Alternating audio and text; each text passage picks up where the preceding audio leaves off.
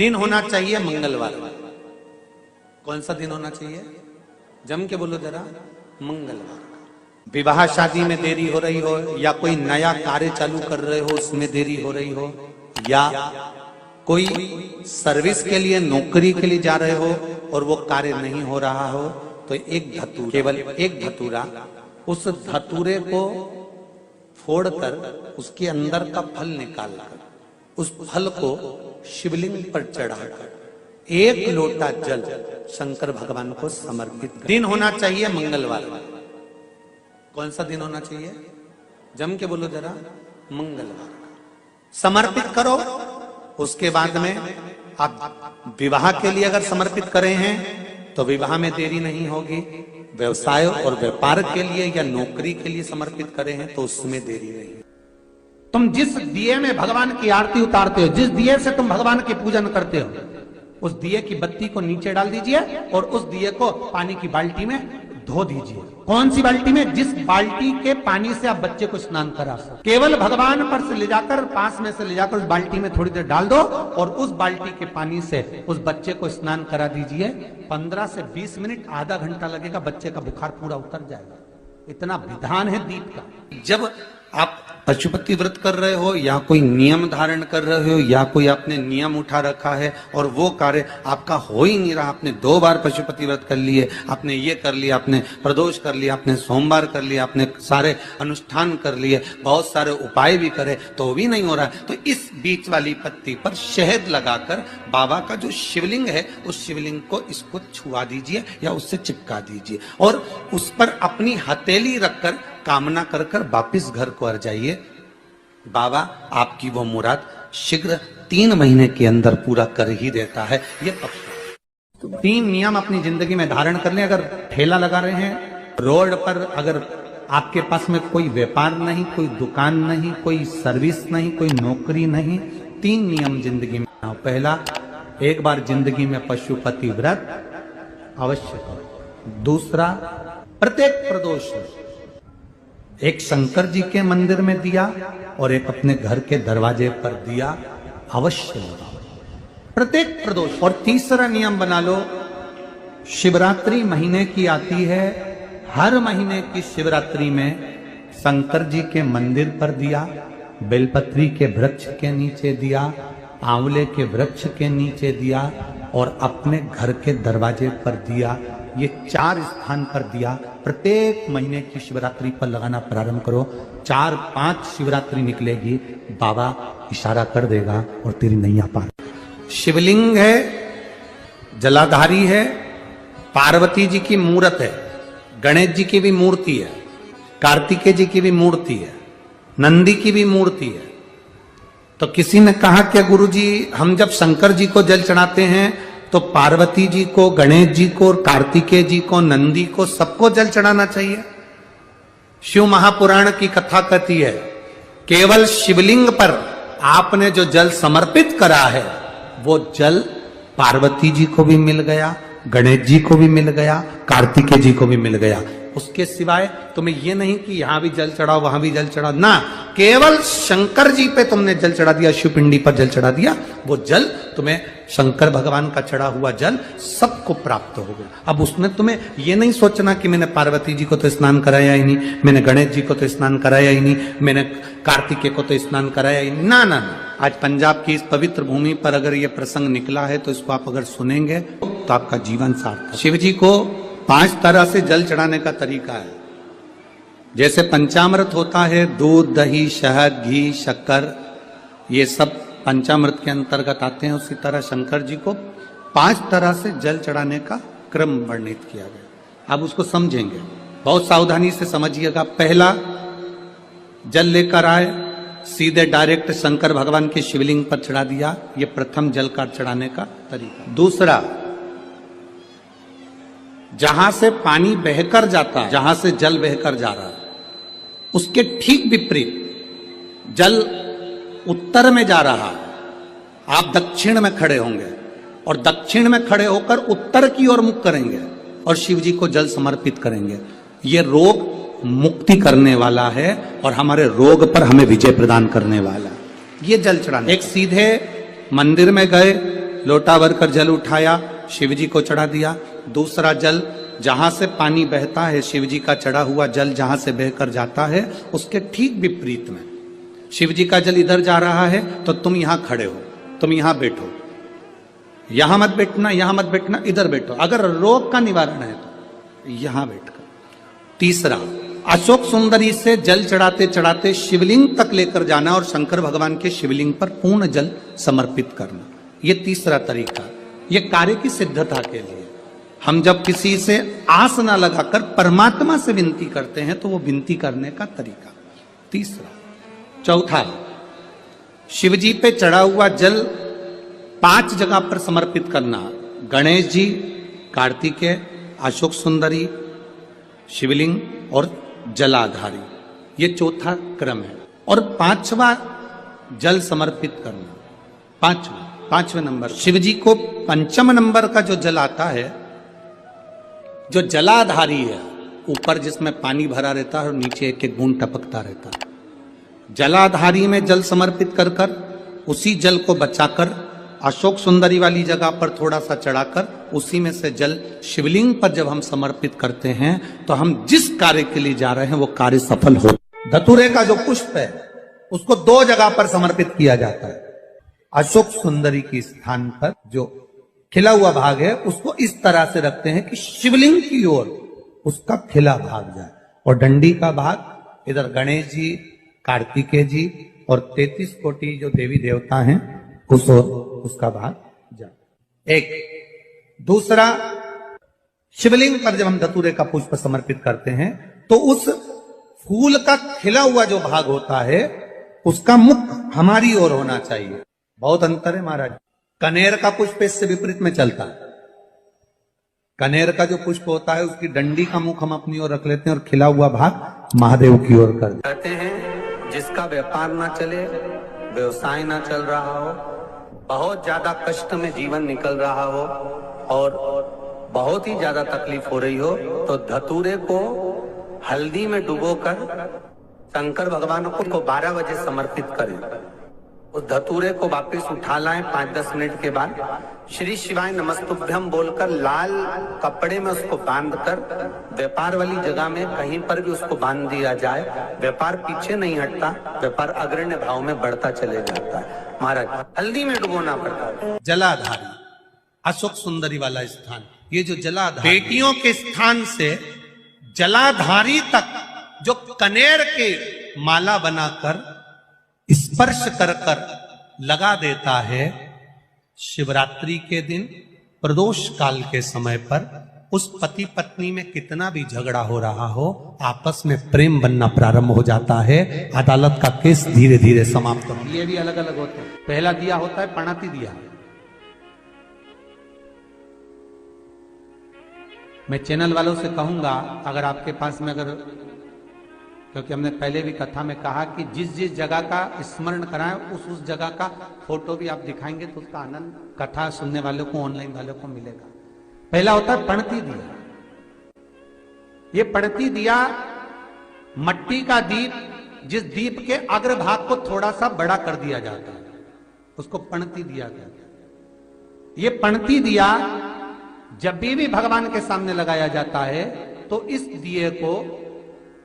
दिए को सम्मुख में जब रखा जाता है तो दिए का जो लो की मुख होता है वो अपनी ओर होना चाहिए। दिए की जो लो है, बाती है, उसका मुख अपनी। विष्णु पुराण कहती है अगर इस दिए की बाती भगवान की ओर रहती है तो हमें तपन की अनुभूति होती है, पर इस दिए की बाती जब हमारी ओर होती है तो हमारे शरीर में कोई बड़ी बीमारी आने वाली होती है तो वो कट जाती है हमारा। विष्णु पुराण में दूसरा दीप कहा गया है निरंजन दीप। विष्णु पुराण में दूसरे दीप का वर्णन निरंजन।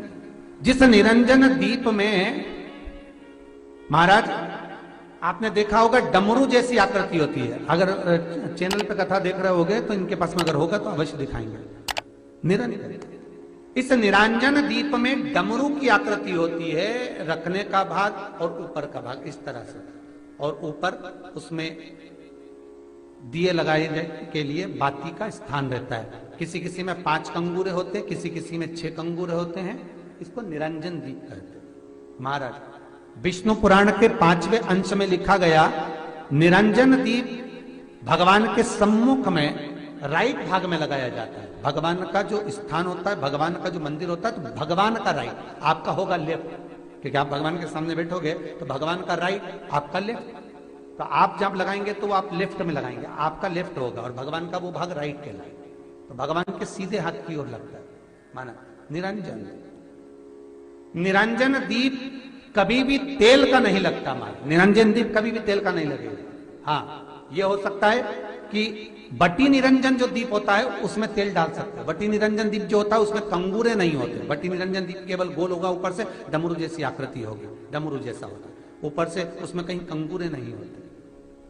महाराज, अगर आप चैनल पर देख रहे होंगे तो बटी निरंजन दीप का भी वर्णन आपको दिखाया जा रहा होगा। बटी निरंजन जो दीप होता है वो केवल डमरू की आकृति में होता है, उसमें कोई कंगूरे नहीं होते। पर निरंजन जो दीप होता है उसमें कंगूरे होते हैं। तो जो निरंजन दीप होता है उसमें कभी तेल नहीं डाला जाता। निरंजन दीप को हमेशा घृत से ही लगाया जाता है। पर बटी निरंजन जो दीप होता है उसमें आप तेल डाल सकते हो। बटी निरंजन दीप जो लगाएंगे वो तेल का लगा सकते, पर निरंजन में कभी तेल नहीं डाला जाता। क्यों नहीं डालते? विष्णु पुराण कहती है, निरंजन दीप के अंदर अगर तेल की बाती लगाकर लगाया जाता है तो 1 रुपया कमाते हैं, 1.25 रुपये खर्च होगा। घर में 10 लोग भी कमा कर लाएंगे तो पैसा नहीं दिखेगा, घर में रुपया टिकता नहीं है। अर्थात निरंजन दीप में आप तेल की बाती लगा रहे हो, ये सिद्ध हो चुका है। और महाराज, बटी निरंजन जो दीप होता है उसके अंदर आप तेल डालकर जला सकते हो। बटी निरंजन जो दीप होता है ये आप किसी भी स्थान पर लगाओगे, सबसे पहले पितृ इससे भाग ग्रहण करते हैं, देवता को देते हैं, देवता उससे भाग ग्रहण कर कर कुबेर को प्रदान करते हैं, कुबेर उससे भाग लेकर शिव को प्रदान करता है। भगवान शंकर बटु भैरव को कहकर घर का उद्धार करते हैं, इसीलिए उसको कहते हैं बटी निरंजन। इसमें कंगूरे नहीं होते। महाराज, बटी एक कुबेर निरंजन भी होता है, दिए में स्टैंड होता है, पकड़ने की जगह होती है, आगे उसमें चोंच लगी रहती है, उसको कुबेर निरंजन दीप कहते हैं। कुबेर निरंजन दीप महाराज जब भी जलाया जाता है, इस तरह का दिया अगर किसी के घर में हो कुबेर निरंजन, जिसमें स्टैंड होता है, ऊपर होता है, थोड़ा लंबा होता है, आगे लंबाई निकली रहती है। कुबेर निरंजन टीवी पर आप दर्शन कर रहे होंगे तो कुबेर निरंजन जो दीप होता है उसमें आगे भाग लंबा रहता है और पकड़ने का स्थान होता है। तो कुबेर निरंजन दीप घी का लगाओ चाहे तेल का लगाओ, उसमें लौंग या काली मिर्च, काली तिल या चावल, पूजन वाली जगह में जो चावल रखे उसका 2 दाना चावल का या फूल की पत्ती, कुछ भी उस कुबेर निरंजन। श्री शिव चालीसा। जय गणेश गिरिजा शुभन मंगल मूल सुजान, कहति अयोध्या दासी तुम देहु अभय वरदान। जय गिरिजापति दीन दयाला, सदा करति संतन प्रतिपाला। भाले चंद्रमा सोहतनी के, कानन कुंडल नागी फनी के। अंगी गौरी शिव गंगे बहाए, मुंडी माले तनि छाड़ी लगाए। बस्ती खाल बाघंबर शोहे, छवि को देखे नाग मन मोहे। नैना मातु की हवे दुलारी, बामे अंग सोहत छवि न्यारी। कर त्रिशूल सोहत छवि भारी, करति सदा सतुरन छयकारी। नंदी गणेश सोहे तह कैसे, सागर मध्य कमल है जैसे। कार्तिक श्याम और गणराऊ, या छवि को कहीं जात न काऊ। देवन जब ही जाय पुकारा, तब ही दुखी प्रभु आप निवारा। किया उपद्रव तारकी भारी, देवन सब मिली तुम ही जुहाई। तुरन सरानन आप पठायो, लवनी में से महामारी गिरायो। आप जलंधर असुर संहारा, सुयसि तुम्हारा विदित संसारा। त्रिपुरासुर सन युद्ध मचाई, सब ही कृपा कर लीन बचाई। किया तपहि भागीरथी भारी, पूरब प्रतिज्ञाता सुपुरारी। दीनन मह तुम सबको नाही, सेवक स्तुति करत सदाही। वेद नाम महिमा तब गाई, अकथि आनंदी भेद नहीं पाई। प्रगति उडति मंथन में ज्वाला, जरत सुरासुर भय बिहाला। किन्हीं दयात करी सहाई, नीलकंठी तब नाम कहाई। पूजन राम चंद्र जब किन्हा, जीत के लंक विभीषण दिन्हा। सहस कमल में हो रहे धारी, किन्हीं परीक्षा तब ही पुरारी। एक कमल प्रभु राखहु जोई, कमल नयन पूजन चह सोई। कठिन भक्ति देखी प्रभु शंकर, भय प्रसन्न दिए इच्छित वर। जय जय जय अनंत अविनाशी, करत कृपा सबके घटवासी। दुष्ट सकल नित्य मोह सतावे, भ्रमत रहो मोहि चैन न आवे। त्राहि त्राहि मैं नाथ पुकारू, यही अवसर मोहि आने उबारो। ले त्रिशूल शत्रु को मारो, संकट से मोहि आने उबारो। माते पिता भ्राता सब होई, संकट में पूछत नहीं कोई। स्वामी एक है आस तुम्हारी, आए हरहु मम संकट भारी। धन निर्धन को देते सदाही, जो कोई जाचे सो फल पाही। स्तुति कहे विधि करे तुम्हारी, क्षमहु नाथ अब चूकी हमारी। शंकर हो संकट के नाशन, मंगल करन विघ्न विनाशन। योगी अति मुनि ध्यान लगावे, सारद नारद शीस नवावे। नमो नमो जय नमः शिवाय, सुर ब्रह्मादिक पार न पाए। जो यह पाठ करे मन लाई, तापर होती है शंभु सहाई। ऋनिया जो कोई हो अधिकारी, पाठ करे सो पावनिहारी। पुत्रहीन कर इच्छा जोई, निश्चय शिव प्रसाद ते ही होई।